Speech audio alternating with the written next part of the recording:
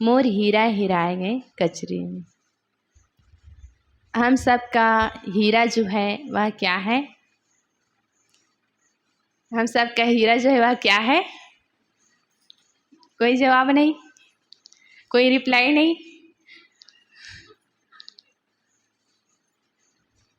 हम सब का जो हीरा है वह आत्म शांति है, आत्मा है, निस्तत्व चेतन है। हम सब उसका अनुभव क्यों नहीं कर पाते हैं? क्योंकि हम जो है दुनियादारी में भूल जाते हैं। निज तत्व की, आत्म तत्व की हमें याद ही नहीं होती है। इसी को याद करने के लिए यह सत्संग का कार्यक्रम रखा जाता है। हम सब दुनियादारी में पढ़कर अपना जीवन क्या है इसे हम भूल ही जाते हैं, बस दूसरों को देखने में लग जाते हैं। यह सदगुरु कबीर साहब जी का भजन हमें अपने भीतर लौटने का संकेत करते हैं कि हम बाहर सोना चांदी हीरा मोती कहाँ ढूंढ रहे हैं, वह तो हमारे भीतर है और हम उसे खो दिए हैं। कहाँ खो दिए हैं? कचरे में, दुनियादारी में आकर हम भूल गए हैं कि हमारा जो हीरा है, हमारा जो सुख है, शांति है, चैन है, वह हम बाहर प्राणी और पदार्थों में ढूंढने लग जाते हैं कि बाहर से सुख मिलेगा, बाहर से शांति मिलेगी। इसलिए हम सब भटक जाते हैं। अपने भीतर लौट कर देखें, अपने जीवन की ओर देखें कि हमें जीवन में करना क्या चाहिए। क्या आज तक हमें सुख और शांति का अनुभव हुआ है? क्या हमने इतने दिन तक अपना जीवन जो है बिता दिए हैं, क्या इसमें हमें कभी शांति, सुकून, संतोष का अनुभव हुआ है? इन सब बातों की परख हमें सत्संग में होती है। इन सब की जानकारी हमें सत्संग से मिलती है। आइए अब विचारों की ओर चलते हैं। विचार रखने के लिए हमारे बीच सुधा साहब जी उपस्थित हैं। मैं उनसे, हमारे बीच नीलम साहब जी उपस्थित हैं। मैं उनसे विनम्र निवेदन करती हूँ कि आप आइए और हम सब के बीच अपना विचार प्रस्तुत कीजिए। बोलिए सद्गुरुदेव की जय।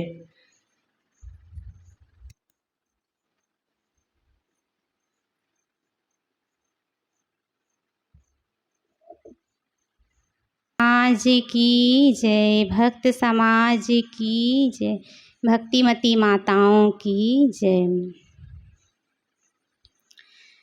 परम पूजनीय श्री साहिब जी, अर्चनी वंदनीय संत समाज, श्री साहिब जी की ओर से मेरे लिए भी आज्ञा हुई है, आज्ञा पालना। सदगुरु कबीर साहिब जी की साखी को लेकर उनकी ही वाणी को आप सभी तक पहुंचाने का प्रयास कर रही हूँ। सदगुरु कबीर साहिब जी की साखी है,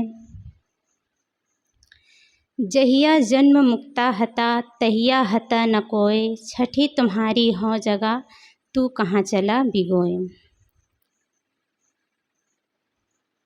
हम गर्व के साथ कह सकते हैं कि हम बड़े ही सौभाग्यशाली हैं, क्योंकि हमें यह मानव तन मिला हुआ है। और साथ ही साथ हम यह भी कह सकते हैं कि हम बड़े ही महासौभाग्यशाली हैं, क्योंकि हमें सद्गुरु मिले हुए हैं। अन्य खाने के जो पशु पक्षी हैं वे ऐसा नहीं कह सकते कि हम सौभाग्यशाली हैं कि महासौभाग्यशाली हैं। वे ऐसा सोच भी नहीं सकते, कह नहीं सकते, सोच नहीं सकते। इसका मतलब यह भी नहीं है कि उनके पास मन नहीं है, वाणी नहीं है, ऐसा नहीं है। उनके पास मन है लेकिन विकसित नहीं है। कुछ बातें उन्हें याद रहती है। जैसे गाय जिस घर से बाहर निकलती है वो चारा चरने के लिए, और जब वो चारा चर के शाम में वापस आती है तो उसी घर में प्रवेश करती है। जिस जगह, जिस खूंटे से वो बंधी जाती है वहीं पर जाके खड़ी हो जाती है। ऐसे ऐसे कुछ बातें उन्हें याद तो रहती है।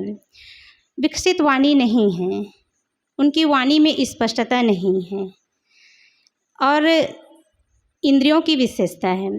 यदि हम कहीं गुड़ या शक्कर रखे हैं तो चींटी चाहे जहाँ भी रहें वे दौड़कर सूंघते हुए वहाँ तक पहुँच जाती हैं। मनुष्य कितनी ही दूरी पर खड़े रहें, गिद्ध की नज़र इतनी तेज होती है कि वो जहाँ भी रहे वो देख लेता है। इस तरह इंद्रियों की विशेषता है। मनुष्य बोलता है, उनकी वाणी में स्पष्टता है, वो जो भी कुछ ही कहता है समझ में आता है, साफ साफ रहता है। उनके पास विकासशील मन है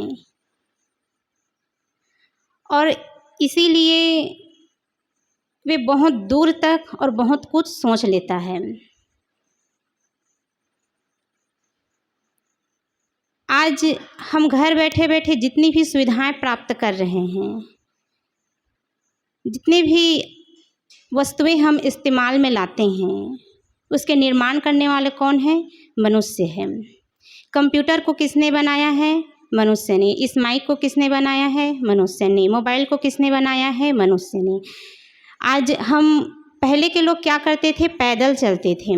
अब आज कार में चलने लगे हैं, कार से सफ़र करते हैं। तो इसके निर्माण करने वाला कौन है? मनुष्य ही है। और आज धरती पर चलते चलते लोग आसमान पे उड़ने लगे। आसमान में कैसे उड़ने लगे? एरोप्लेन के माध्यम से। इसका आविष्कारक कौन है? आप सभी जानते ही हैं। उसका नाम क्या है? Right brother. दो भाई अपने हौसला, अपने उत्साह, अपने लगन, अपने मेहनत से ये विमान तैयार किया और लोगों को आसमान में उड़ने का एक तोहफा दिया है। इसके लिए उन्होंने खूब अध्ययन किया, खूब मेहनत किए, तब जाके ये विमान तैयार कर पाए। उन्होंने विचार किया कि आखिर पक्षी आकाश में कैसे उड़ते हैं, पक्षियों के पंख वायु में कैसे गति करते हैं। खूब अध्ययन करने के बाद में वे एक विमान तैयार किए और आज लोग अपने सपनों की उड़ान भर रहे हैं। किसी ने बहुत ही सुंदर कहा है, मंजिलें उन्हें मिलती है जिनके सपनों में जान होती है। मंजिलें उन्हें मिलती है जिनके सपनों में जान होती है। पंखों से कुछ नहीं होता यारो, हौसलों से उड़ान होती है। तो इस तरह मनुष्य के अंदर भी जीव है और पशु पक्षी के अंदर भी जीव है, लेकिन इसके बाद भी मनुष्य खाने को हमें श्रेष्ठ माना गया, हम श्रेष्ठ मानते हैं, क्योंकि उनके पास विवेक विचार करने की क्षमता है, सोचने समझने की क्षमता है।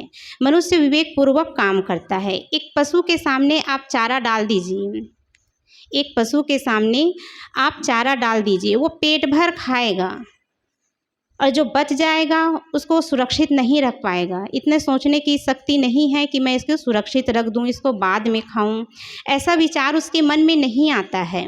वो उसी को रौंद डालेगा, उसी में बैठ जाएगा, उसी में सो जाएगा। शायद नहीं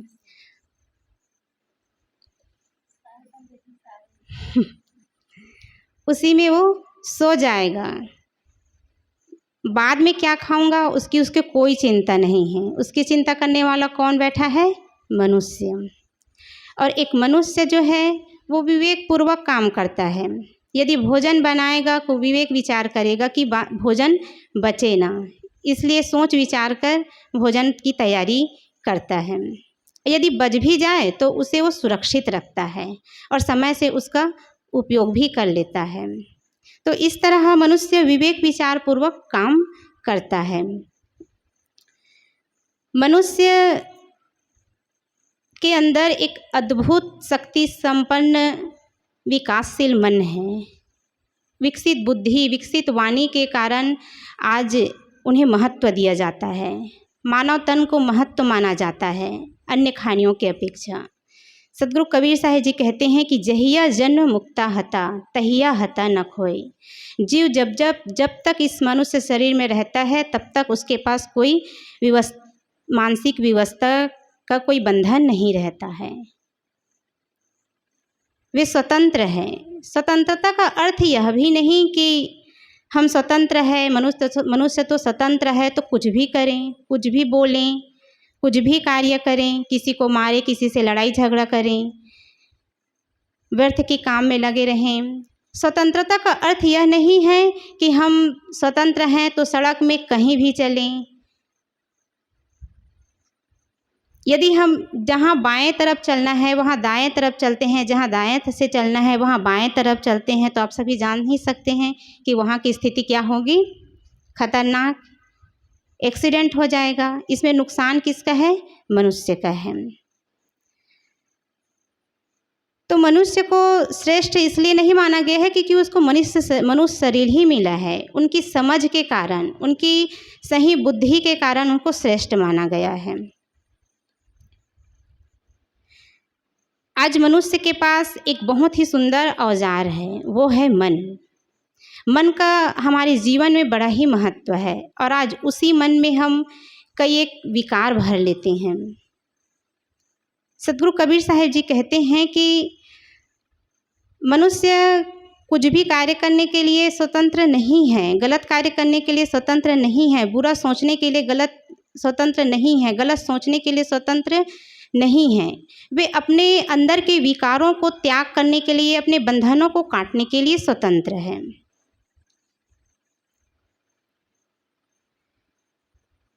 किसी भी पशु को देख लीजिए, उसके अंदर किसी प्रकार की चिंता नहीं है। अभी मैं कह रही थी कि जो एक जानवर है उसके सामने चारा डाल दो, पूरा बर्बाद कर देता है खाने के बाद। वो सोचता नहीं कि कल क्या खाऊंगा। लेकिन मनुष्य के पास पूरे जीवन भर के लिए खाने को रहेगा, लेकिन फिर भी वो अपने आने वाले जनरेशन के लिए सोचता है कि वे क्या खाएंगे। क्यों? क्योंकि उनके प्रति मोह है। मोह के कारण ही उसके प्रति चिंतित रहते हैं कि मेरे आने वाली पीढ़ी क्या खाएगा, क्या नहीं खाएगा। इस प्रकार के विचार उसके मन में आता रहता है। अज्ञानता के कारण ही मनुष्य के मन में लोभ उत्पन्न होता है। यदि सड़क के किनारे एक बोरी चावल रखी हो, पड़ी हो, वहीं से यदि कोई जानवर, कोई पशु, यदि गाय ही गुजरती हो, तो वो क्या करेगी, जितना खाना हो अपना पेट भर खाएगी और जितना बचेगा उसको छोड़कर वहाँ से निकल जाएगी, चली जाएगी जहाँ जाना हो। और यदि वहीं से मनुष्य गुजरे तो वो बैठकर वहाँ खाएगा नहीं, सीधा उस बोरी को उठाकर ले जाएगा। और जब कोई देखेगा, पूछेगा, तो क्या कहेगा कि नहीं नहीं, मैं तो इसको खरीद कर लाया हूँ, दुकान से खरीद कर लाया हूँ। एक गलत तो काम किया ही और ऊपर से दूसरा और झूठ बोलकर गलत अपने अंदर विकार भर रहा है, एक गलत दुर्गुण को अपना रहा है। तो इस प्रकार विचार किया जाए तो मनुष्य को ज्ञान की आवश्यकता है। उनके पास विवेक है, विचार है, सब कुछ तो है, लेकिन फिर भी वे अज्ञान बना हुआ है। क्यों अज्ञान बना हुआ है? वो सौभाग्यशाली कहलाते हुए भी दुर्भाग्यशाली क्यों बने हुए हैं? क्योंकि उनके अंदर नासमझी है, समझ नहीं है। यदि सड़क पर चलते चलते किसी का एक्सीडेंट हो गया, यदि सड़क पर चलते चलते किसी का एक्सीडेंट हो गया और वहीं से कोई भारी भरकम हाथी भी गुजरेगा, तो उनके मन में ये नहीं आएगा कि मैं उसे उठा लूँ, हॉस्पिटल ले जाऊँ, उनका इलाज करवा दूँ। ये विचार नहीं आएगा। ये विचार किसके मन में आएगा? इंसान के मन में, मनुष्य के मन में। और वो भी कैसे मनुष्य के मन में? जिनके अंदर इंसानियत हो, जिनके अंदर दया है, करुणा है, समझ हो। समझदार व्यक्ति के अंदर ये विचार आएगा और वो क्या करेगा, उस व्यक्ति को उठाएगा, हॉस्पिटल ले जाएगा, इलाज करवाएगा, उसे घर तक छोड़ देगा। यहाँ समझदार व्यक्ति की बात इसलिए आ रही है क्योंकि कई एक व्यक्ति ऐसे होते हैं, खुद ही एक्सीडेंट करता है और चाहे मरे चाहे बचे, उसको छोड़कर वहाँ से भाग जाता है। तो ये किस कारण है? अज्ञानता के कारण। इसलिए सबसे ज़्यादा आवश्यकता है मनुष्य को ज्ञान की। मनुष्य को, यदि साहब जी कहते हैं कि यदि मनुष्य को ज्ञानपूर्वक न रखा जाए तो पता नहीं वो क्या कर बैठेगा।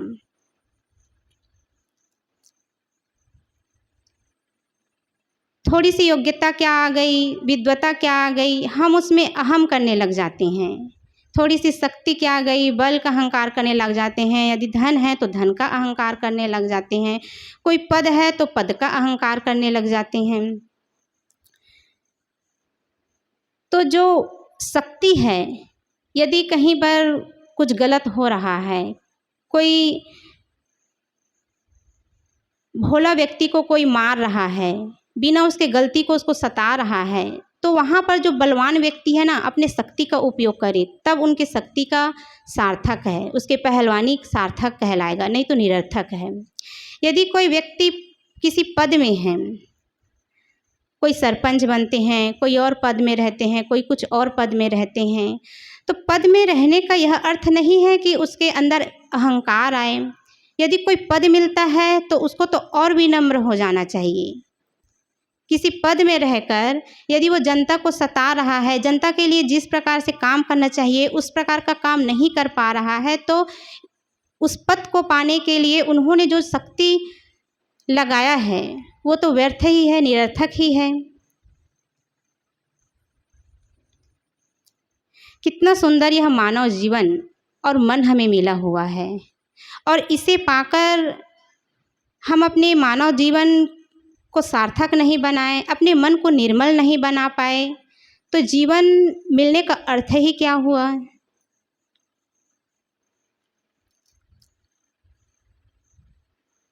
हमारा मन मैला है तो पूरा जीवन मैला हो जाएगा। यदि हमारा मन निर्मल है तो पूरा जीवन निर्मल हो जाएगा। आज ही हम सब पढ़ाई कर ही रहे थे कि अहंकार के कारण ही हमारी वाणी बिगड़ती है, हमें क्रोध आता है, जितने भी दुर्गुण आते हैं हमारे अहंकार के कारण ही आता है।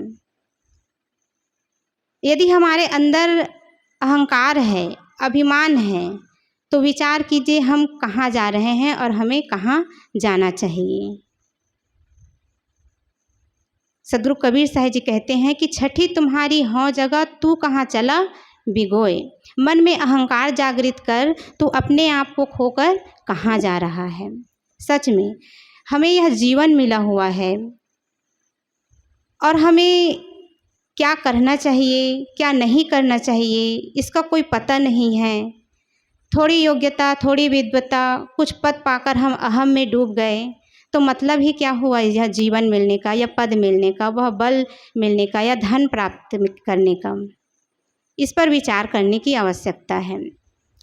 जीवन मिला है हमें अपने कल्याण करने के लिए, अपने जीवन को सार्थक बनाने के लिए, हमारे जो गलत व्यवहार है उसको त्याग करने के लिए, हमारे जो बंधन हैं उसे काटने के लिए, मुक्त होने के लिए। लेकिन हम मुक्त होने का काम नहीं करते हैं और अपने आप को बंधन में बांधते चले जाते हैं। सदगुरु पथिक महाराज जी बहुत ही सुंदर एक भजन लिखे हैं, उसका एक पद मैं सुना रही हूँ। कोई बल मद में भूल रहे, ऊंचे पद पाके भूल रहे। कोई बल मद में भूल रहे, ऊंचे पद पाके भूल रहे। लेकिन वह शक्ति निरर्थक है, जो काम किसी के आ न सके। वह जीवन क्या जिस जीवन में जीवन को मुक्त बना न सके। वह अज्ञानी अभिमानी है, जो मन का मोह मिटा न सके। वह जीवन क्या जिस जीवन में जीवन को मुक्त बना न सके। तो यह जीवन हमें मिला हुआ है कल्याण करने के लिए, मुक्ति पाने के लिए, ना कि अपने आप को बंधन में बांधने के लिए। हमारा कर्तव्य बनता है कि हम अपने इस जीवन को सार्थक बनाएं और अपने अंदर जितने भी विकार हैं उन सब का त्याग कर सद्गुणों को ग्रहण करें।